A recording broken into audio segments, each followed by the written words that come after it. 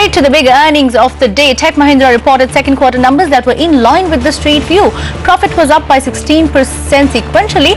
Dollar revenue and rupee revenue also rose during the quarter. I managed to speak to the Tech Mahindra management and began by asking them about what worked this quarter and what really were the pressure points going ahead.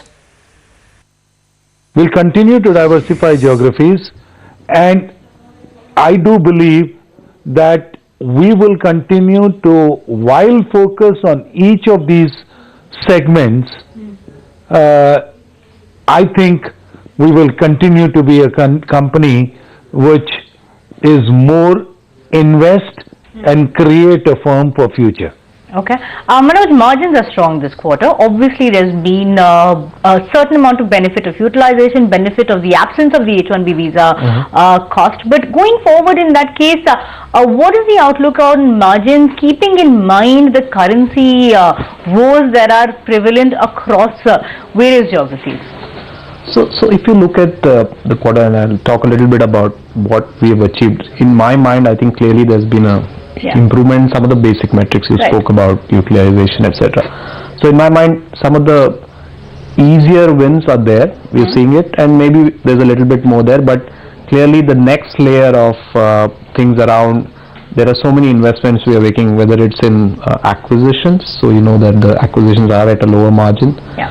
Whether it is in terms of some of the transition projects we spoke about in the press conference. So clearly those have to turn from an invest cycle to a harvest cycle. So that's clearly going to create some. Now specifically on currency, I think, first of all, currency to a certain extent, we are in some of these countries which are commodity led loosely.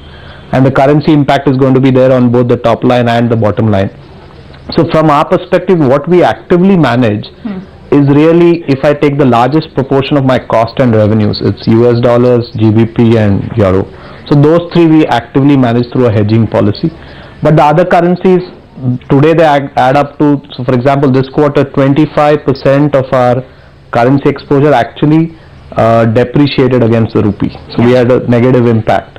But those will be always, I mean, I cannot predict, but what we would do is take always the major currencies and take a hedging policy which we have revised about last year, and we are consistent in that, and hopefully over a longer period of time consistency will pay off. And lastly, in terms of the next 2 quarters are seasonally weak. CP, there's an obvious headwind that's coming around the corner, but in the next immediate quarters, are there significant worries that are there, including telecom, including Europe, and what are you doing to mitigate the risks that will come in the next coming quarters?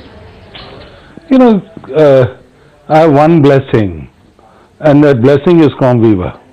You know, because their seasonality of the business is that they, in the first half they are lower and then they come up in the second half. So I'm just assuming is that, you know, while I have a low tide in some regions, Comviva high tide. No, it's not an easy task, but I'm only praying that their high tide will balance out the in the next 2 quarters. Okay. But in general, I would say is that from an outlook point of view, I'm conscious that there would be some headwinds, but overall, I think.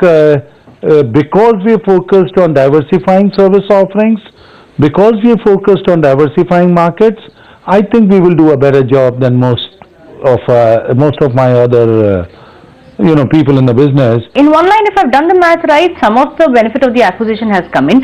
By when will the full benefit that you will see of the acquisitions come into force? I would not say that. It's early to start saying that the benefits of acquisition have come in terms of, as I said, integration has happened. You know, some level of alignment of service offerings have happened. I think for us to reach a profitability that I can come back, I think it is hard work, and it could be 4 to 5 quarters. Sticking to earnings corner then, the falling crude prices did not bring any cheer